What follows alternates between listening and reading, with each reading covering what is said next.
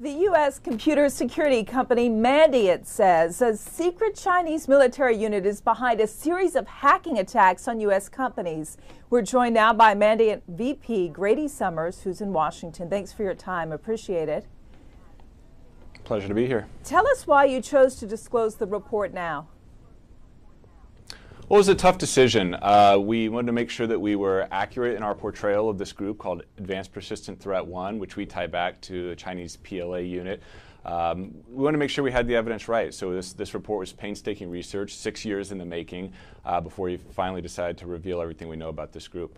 Have you had any response from the U.S. or other intelligence authorities who might have cross-checked what you found? You know, we know what your viewers probably know as well, that this morning the New York Times did confirm that there were those in the intelligence community that also confirmed the information in our report. So we're glad to hear that, but we're also very confident in the conclusions that we reached on our own based on all the evidence that we've seen. And we know that hacking inside security circles has been discussed and watched over for a while. What would you describe as the new element in your report?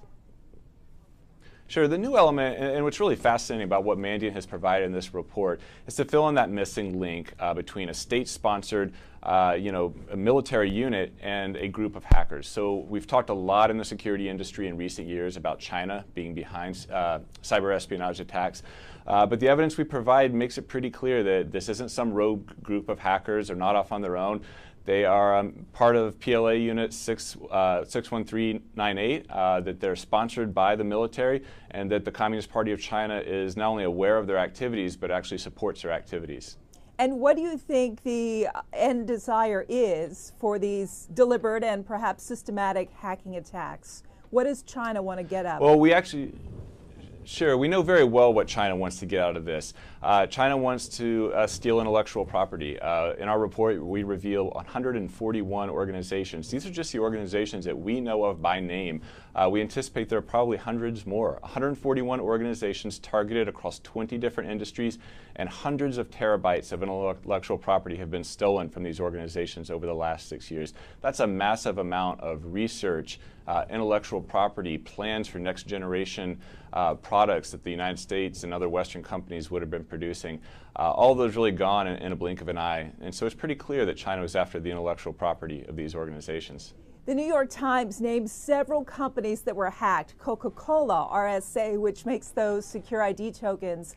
Also Telvent, which designs power grid software. Sure. In terms of this information gathering, then what is your belief that China does with this? Is China trying to have these companies experience a loss of security, financial information? Is it something more sinister, such as an attempt to shut down or tamper with operations of some of these firms? Well, we're fortunate that we don't believe at all that it's China's intent to shut down or hamper operations. If you think about it, China is the largest foreign investor in the United States, and it would really not be to their benefit to shut down U.S. infrastructure. We think it's clear, though, as they're targeting these blue chip companies, these leaders in research and design, these companies that are starting to do acquisitions or strike deals with China so that they can gain an advantage in those areas. And I think it's clear when we see Chinese advanced design, for example, the latest generation Chinese aircraft that looks suspiciously like U.S. aircraft of similar design, it's clear that they're taking this information and it's going right back to Chinese state-run industry for incorporation into their product life cycle. We're going to take a look at where the building where you believe the hacking occurred in just a moment. While we're looking at this video, let me ask, how should U.S. companies use the information you gather to protect themselves? Well, in a couple of ways. First, we provide some very tangible information that can be used immediately by U.S. companies. We provide over 3,000 digital indicators in this report. They're all available for download at our website, mandiant.com/apt1. Any organization can take those 3,000 digital signatures and deploy them immediately into their network to help protect themselves. We're also encouraging other security companies to pick up those indicators and incorporate them into their products. So we expect that to happen very soon.